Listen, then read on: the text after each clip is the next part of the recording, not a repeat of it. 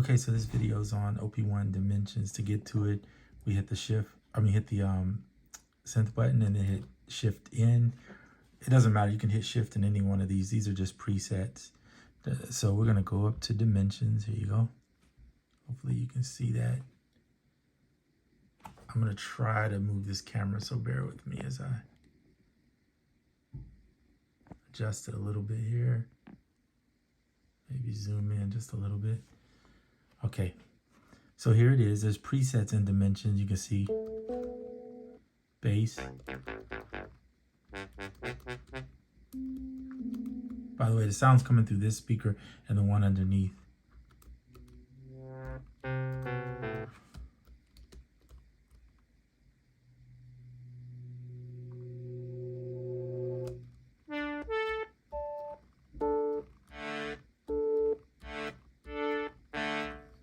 So there's the presets they have.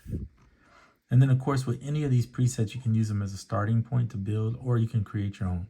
So I'm just gonna leave it on there, it doesn't matter. I'm gonna hit the 1, and the 1 is the actual synth. 2 is the ADSR. 3 is the effect that you're gonna use, which you can change it. This is mother, the reverb. And then 4 is your LFO. Okay, so we're going back to 1. So if you look on the left column, it represents this particular one. Also the center, you'll see it change as you move it. So at the top you have noise. This is the waveform. Let's take that out.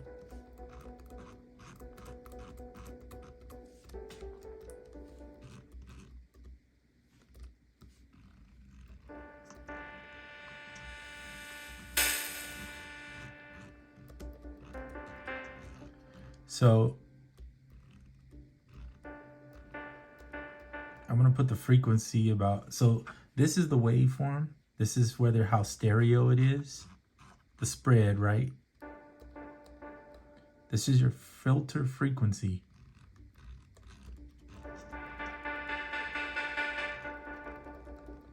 Okay, and then this is the resonance.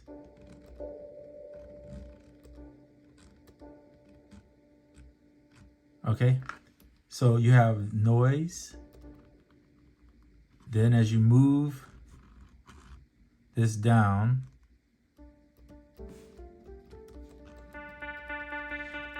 you can see the waveform. I'm not gonna say what that waveform is. I don't really know what that one is, to be honest with you. I think this one is a square, maybe. This one's sawtooth. This one's a sub. So this one, I'm not sure. For some reason, I can't remember what this one might be. But you can see you have each of them. And so the unique thing about dimensions is you can blend them. So you can see where you place it allows you to sort of blend them. So instead of having like, I guess on a normal one, you could probably make 2 different waves and put them together. This is sort of like that, but you're just kind of blending the 2.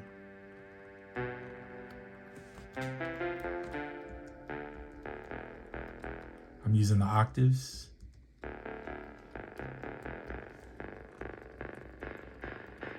And then the bottom was the noise again, but it's a different noise. It's more of a sub noise, I guess.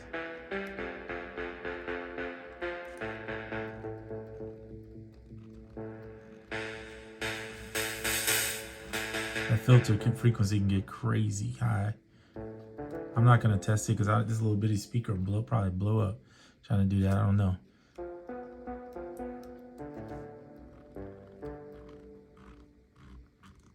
All right, so there you go. So turn it to the right to go up, turn it left to go down.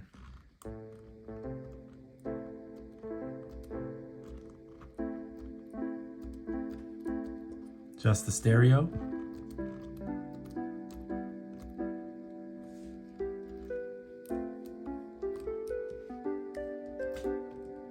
Resonance.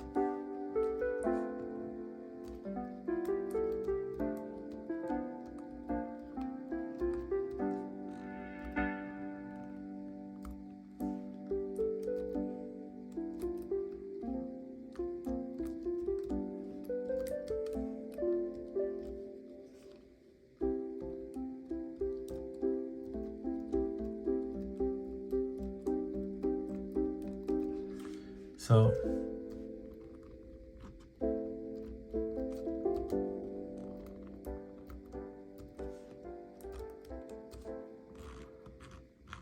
you want a noisy sub saw.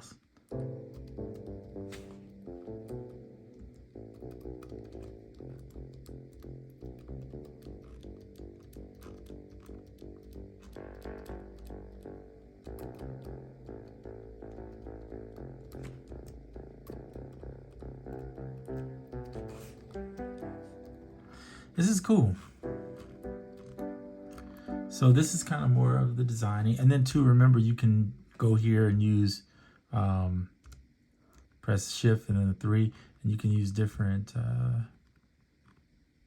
different effects to give it a different sound. Let's try the cow.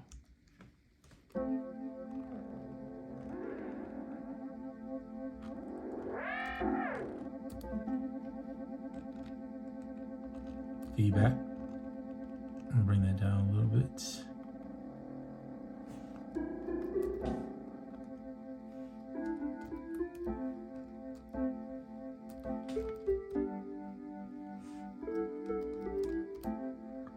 So you can only come up with, the only thing that I think, this is not the only thing, but one thing that I think teenage engineers should improve is a way to use more than one effect.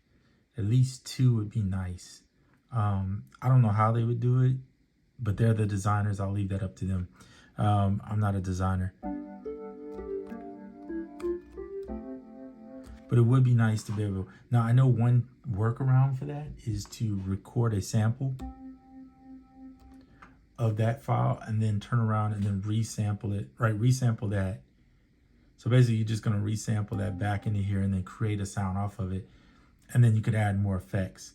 That's kind of like what you would do with the SP404, like just resampling a sound and then adding another effect over it. Although the SP404 would allow you to have technically up to 4 effects on at one time. So you don't have that so much of an issue with that. But with this one, because you can only have 1, that's kind of your limitation. So I know that's why a lot of people will use, what is it called? Pedals and different things with this just to get more effects out of it. But honestly, if they make an effects thing that goes in here, like, cause you know, this has its own little, like you have right here, let's see. Oh, okay, technically. So you could put an effect on the master, that's true. You could put effect on the master, sample that with the effect on the instrument. And so you would have 2 that you could use. I forgot about that, or just clicked in my head to think about that. So that's an option. So you technically have 2 that you could put.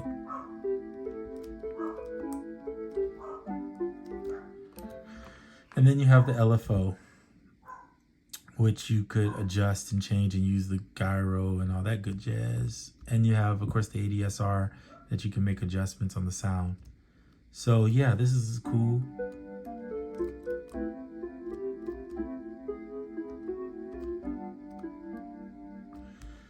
So that's pretty much it. Your filter frequency is here, stereo width, res is here, and then the waveform. And you're just sitting your waveform between, you know, it can either be right dead on one, or it can be between and a little bit of one. You're sliding it up and down to find that sweet spot for you, and then adding an effect or no effect if you don't want to put an effect on it. And then, of course, you have your LFO portion there where you can manipulate it.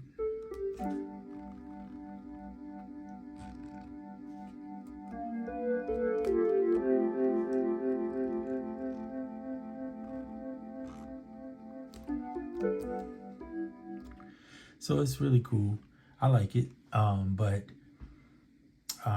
just depends on what I'm doing, how sound design happy I feel that day, whether I want to go in and use this. For some people, this might be their bread and butter. Just depends on what I'm doing, what type of music I'm making. Yeah, that to determine whether I would do that. There's also obviously the feature of sampling in a sound and then bringing it in and then tweaking it using the effects or something to that nature. You know, another thing I think would be cool if they added would be the ability to blend like dimensions with another. Let's say you got like this one.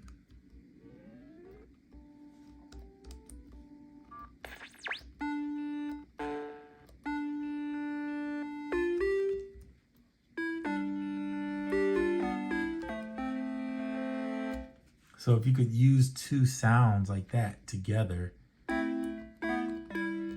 that would be cool because you would have so much. But they would have, again, it's just them designing something that can allow you to blend two sounds, right? That's on them. Again, I can't do anything about that because I have no clue. Yeah. And then if you come up with something you like, hold down the button and save it as a snapshot and then name it. And then once you get that in and you got it named,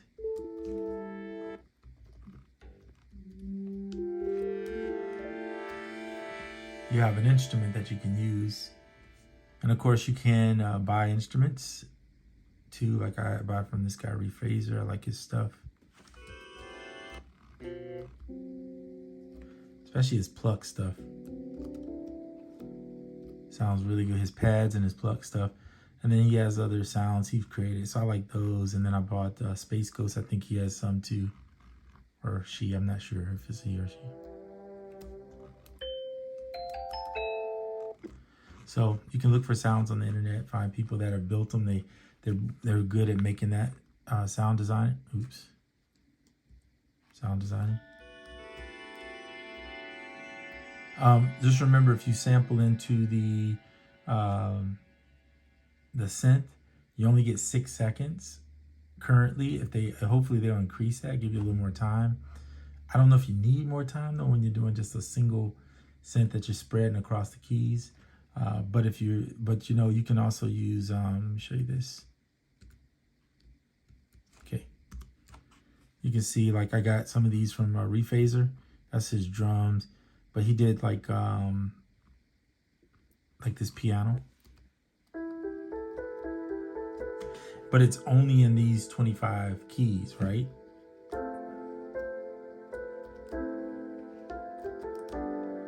But you can build layers when you do that and make the sound stack. So they sound rich, in my opinion.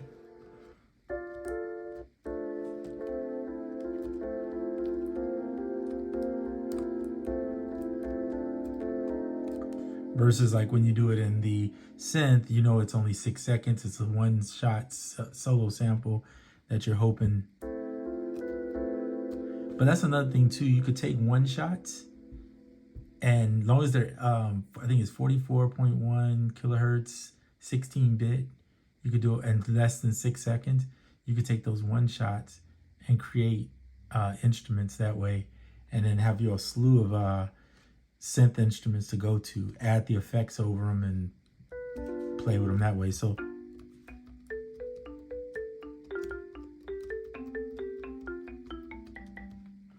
a lot of options. Yeah, a lot of options to deal with. So this video was primarily focused on dimensions, and it is there. It is cool, and I like it. I think it's fun to build from and come up with ideas. So anyway, that's it for this one. I'm not sure what the next one will be. I always have something though, because when you're learning, you're finding things as you go. Plus, I'm sure there'll eventually be an update. I heard possibly in December. Don't know if that's 100% true. Just heard rumors of it. But if it happens, maybe it'll be some new. I would like to see them add more effects. Maybe some ways to put sounds together and use multiple sounds at one time, like stacking sounds, kind of like you do with drums. But even more than that, honestly, if we could get 8 tracks, that would be pretty sweet. I mean, what does up do? Up lifts the track, right? So they would have to find a way to shift something, right, to be able to bring it in. And obviously if you hit shift 1, that just mutes the track. And this solos if you hold it down. So I don't know if they could switch the soloing. I don't know if they could switch the mute to where the mute would be more like hold it down to mute it and then tap it to solo it or something to that effect. And then have the shift, instead of having to go shift here to unmute and mute, and then have the shift here switched over to where it'd be track 5, 6, 7, 8. And 8 tracks in here, I think is plenty. I think you could get ridiculous to say you want more, but then at that point, you just need to get a real DAW. But for the sake of this and being portable and being able to record into here and keep your sounds, I would take a few minutes less on a track. Maybe or take a minute at least less on a track per track to have 5, 6, 7, 8. I think that is a worthy grab. All right, I've said that 100 times. It's probably not going to happen, but we'll just have to wait and see what they do. That's it for this video. I'm out. Until the next one.